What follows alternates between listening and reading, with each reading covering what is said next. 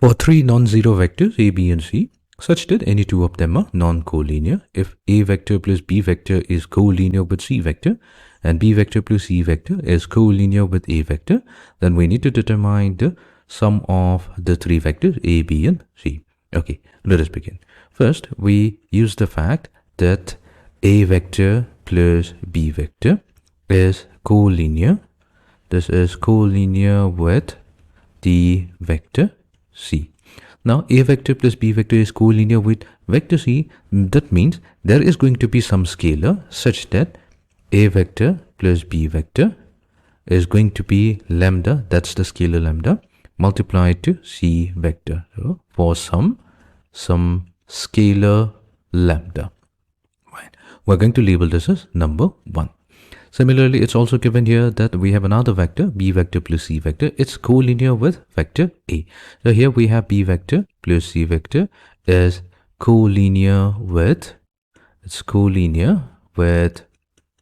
a vector, which means that b vector plus c vector can be expressed in terms of a if we multiply it with some scalar. So let's say the scalar is mu. So we mu times a vector for some scalar a, for some scalar mu.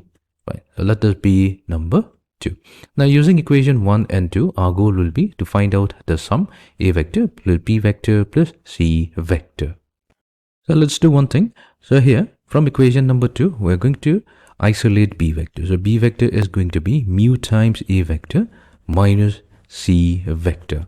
We're going to name it as equation number 3. So let's substitute the value of b with mu a vector minus c vector back in equation 1. So equation 1 is now going to become a vector plus we have mu times a vector minus c vector.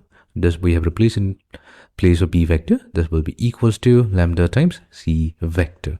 Now we're going to combine all the like terms to get 1 plus mu multiplied to a vector.